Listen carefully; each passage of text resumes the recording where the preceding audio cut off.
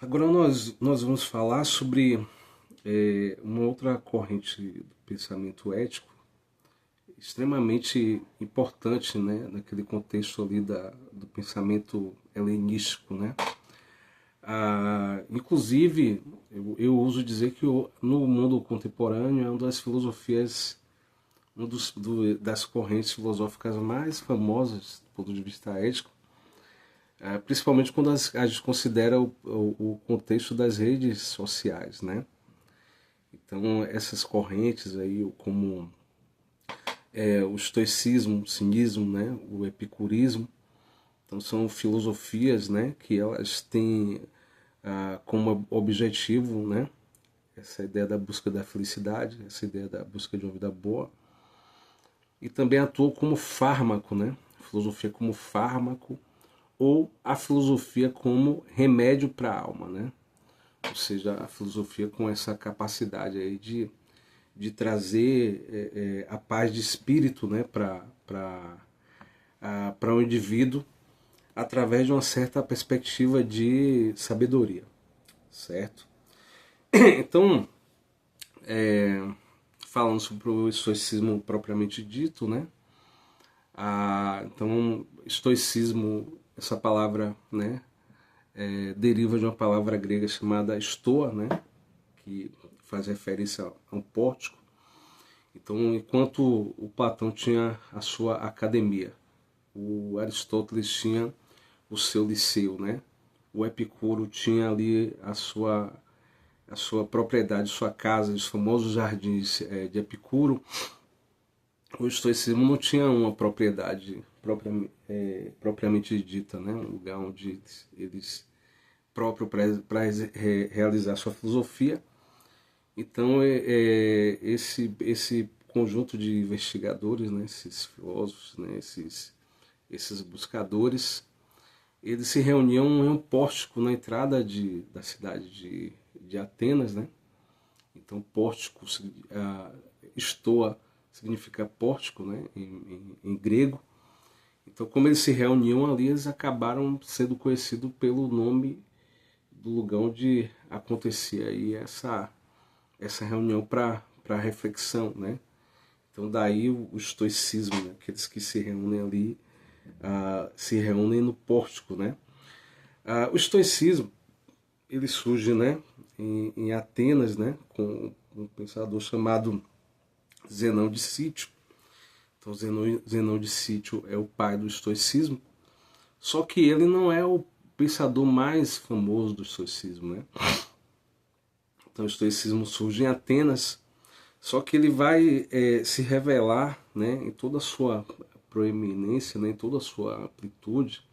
Ele vai encontrar ali o seu ápice em Roma, né, dentro ali do contexto do Império Romano, onde você tem aí representantes como o Sêneca, que junto com o Epiteto ali, mas eu coloco o Sêneca acima de todos, né, como principal pensador ali estoico, né.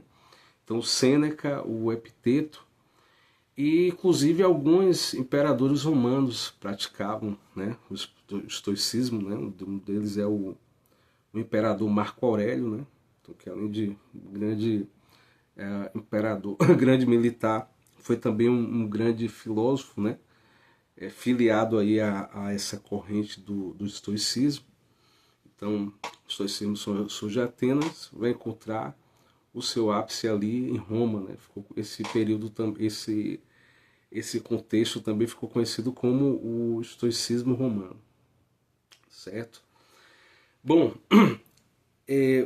o que o estoicismo busca em última instância, né? Então, quando a gente fala da ética nesse contexto, nós estamos falando de uma certa busca de uma vida boa, né? De uma vida plena, de uma vida realizada, né? De uma vida sem sofrimentos. Está relacionado com uma certa noção de busca da felicidade. Ou, nesse caso do estoicismo, mais especificamente, ele estaria relacionado com uma espécie de tranquilidade da alma, certo? Então, se a gente pega o estoicismo, né, o cinismo e o epicurismo. Então a gente percebe ali que essas doutrinas elas são muito mais práticas, né, do que especulativas. Práticas no sentido de um saber que é colocado, que é realizado do ponto de vista, né, prático, né, desculpa, né, a redundância, do que necessariamente essa ideia de uma produção intelectual, né, de um conjunto ali de reflexões que estaria mais próximo do que hoje a gente entende como conhecimento teórico ou acadêmico. Então eles estão preocupados em resolver questões práticas, né? Então o conjunto de saberes do estoicismo poderia estar relacionado ali com uma espécie de teknai, né? de tekne, que no grego seria um tipo de saber, né? Da mesma forma que a episteme, né? A episteme é um saber especulativo e a tekne ou teknai é um saber prático, né? Então, em resumo, seria como buscar conhecimento para aprender a viver, né? Ou seja, como viver de forma eficiente, né? De modo aí que se evite algumas adversidades, adversidades da vida, né? Então, qual que é essa busca do estoicismo, né? Então, quando a gente analisa, examina a vida, né? O contexto da vida em sociedade, né? E também os desafios da própria vida, a vida se mostra sempre como algo, né, árido, né, difícil, angustiante, né, com coisas que a gente não pode controlar, né? Então imagine que você, por exemplo, conquista tudo aquilo que você gostaria do ponto de vista profissional e de repente uma tragédia, né, cai aí na sua vida, você perde uma pessoa que você ama, ou tem uma revolução política, né? E aí você estava ali no lado de cima ali da roda da fortuna e de repente você tem uma queda. Então a vida tem muitos desses altos e baixos, né? E isso influencia bastante a forma como a gente experimenta a vida, né? Ou seja, como que isso nos afeta, né? Como que isso impacta no nosso espírito, né? Então o estoicismo vai atuar basicamente aí em cima dessas questões, né? E a gente pode destacar aqui dois objetivos específicos aqui, né? Dois objetivos principais ali dentro dessa doutrina do estoicismo, né? Um é a noção de ataraxia, né? Mas a gente encontra isso também, né? Ali nos cínicos, né? E em outras correntes, que seria essa ideia da busca da imperturbabilidade da alma, né? Ou seja, o que seria esse ideal da imperturbabilidade da alma, né? Seria o domínio, né? A serenidade da alma em qualquer situação, né? Isso se dá principalmente a partir do domínio das paixões, né? Ou então a extirpação total delas, né? Esse tema a gente encontra em Platão, né? Essa ideia da alma racional governar, né? A parte apetitiva, né? Esse aspecto aí das paixões, né? Desses afetos aí agressivos, né? Então, no estoicismo, a noção de ataraxia está relacionada com o domínio das paixões, ou até a extirpação total delas, né? Ou seja, o ideal de não ser afetado por absolutamente nada, né? E um outro conceito também que é a noção de apatia, né? Então, apatia, esse A na frente, né, da palavra pathos, né, que significa paixões, né, em grego, né? Então, apatia, ou seja, negação das paixões, né? Então, seria uma ideia de uma insensibilidade, né, ou indiferença em relação às emoções e até mesmo um certo desprezo em relação às emoções, né, a partir do exercício das virtudes, né? Então, extirpar as paixões do espírito, dessa forma, o indivíduo que conseguisse esse ideal aí, de acordo com os estoicos, ele estaria muito próximo da felicidade, né? Então a felicidade está relacionada principalmente com a ideia de uma vida virtuosa, né? A partir do domínio dessas paixões, né? E a felicidade depende também da qualidade do seu agir, né?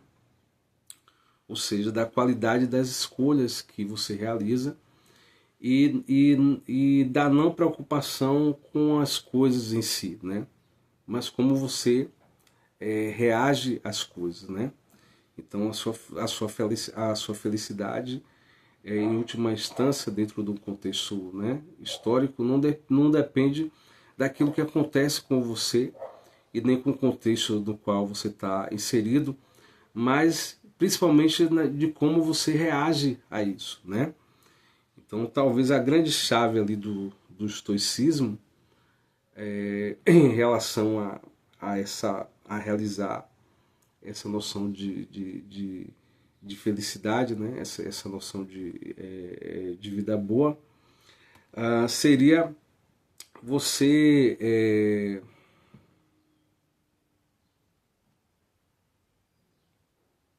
vamos gravar aqui.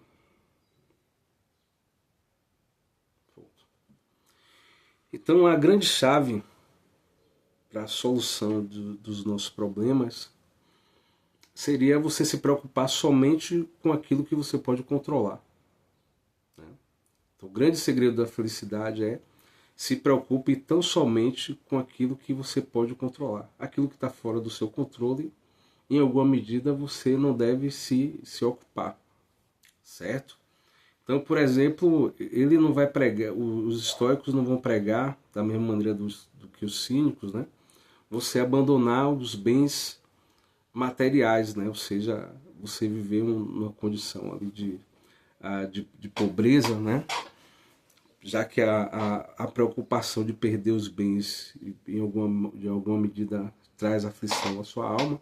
Então Sêneca vai dizer que é interessante, né? Que você tenha uma vida confortável, só que esses bens não devem lhe possuir, né? Esses bens eles não devem ser o objetivo final da sua vida. Você possui os bens e não os bens devem, né, lhe possuir, porque a qualquer momento esses bens que podem lhe trazer conforto e felicidade eles podem ser retirados de você, né? Você não deve se preocupar também com a questão da morte, né? Da mesma forma que os estoicos, os epicuristas, né?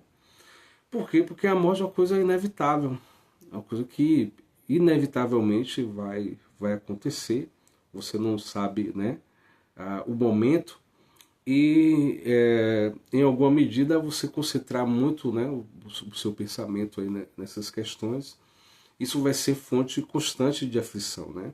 Ou seja, tudo aquilo que você não controla, você em alguma medida não deve se preocupar. Isso não deve fazer parte dali do rol das coisas que te afetam em última medida, né? Outra questão também relacionada com os estoicos, que o Sêneca vai tratar ali no texto que ele chama, um texto chamado sobre a brevidade da vida, né? Essa ideia do tempo da vida, né? Então muitos dizem que a vida é curta, né? O que perdeu tempo, o que não deu tempo de você fazer tudo, né? Muitos se lamentam aí nesse sentido. E esse texto do Sêneca, ele vai trabalhar partindo da ideia de que a vida tem um tempo razoável, suficiente que dá para você fazer tudo, né, que você quer. Dá para você realizar em alguma medida, contanto que você não desperdice eles, né? Não desperdice ele. Então ele vai fazer referência, por exemplo, aos romanos, que é o contexto que ele vive, né? Então tem muita gente que está preocupada com coisas que são inúteis, né? Então, como, por exemplo, se uma mecha do cabelo vai ficar caída para o lado, ou se uma mecha de cabelo vai ficar caída para o outro, né? Então, segundo o Sêneca, né, um dos grandes problemas da vida é desperdiçar a vida com coisas que não são realmente importantes. Se você focasse, né, o tempo que você tem nas coisas que realmente vale a pena, naquilo que realmente é importante, a vida lhe oferece tempo de sobra para poder experimentar tudo isso, né? Ele vai falar também sobre as nossas escolhas, né? E o período também onde a gente tem um certo tipo de liberdade. Então ele fala assim, olha só que coisa curiosa, né? Então quando nós somos crianças, nós não temos muita gerência, né, sobre a nossa vida, né? Então nós agimos regulados por outras pessoas, né? Então não podemos fazer ali escolhas de muita qualidade. A gente também não tem muita capacidade de atuação, né, potência, né, recursos, né, capacidade de fazer escolhas muito grandes, né, de tomar atitudes ali importantes, né? E tem um momento que a gente consegue fazer isso, né, que seria o início ali da vida adulta. E o Sêneca aponta, né, diz que no momento que você pode fazer isso, você faz uma escolha meio complicada, né? Então você escolhe ter família, escolhe ter filhos, né? E aí você vai gastar aí grande parte desse tempo, né? Que seria o ápice da sua vida cuidando dos filhos, né? Nesse momento também você não tem muita sabedoria, você vai adquirindo aí no decorrer do processo. E no momento em que você estaria basicamente pronto, né? Ou seja, você já adquiriu muito conhecimento, né? Muita sabedoria para poder exercer a vida com mais qualidade, você tem o problema que agora é o pouco tempo que lhe resta, né? E também as suas condições de saúde, as condições do seu corpo, que mesmo você sabendo, né, aproveitar ali o processo melhor, em alguma medida você não consegue executar tudo isso, né, por conta das limitações que você vai encontrar nesse momento, certo? Então eu penso que já trouxe, né, um cenário aí bastante esclarecedor, né? Obrigado pela atenção, um forte abraço aí e até a próxima.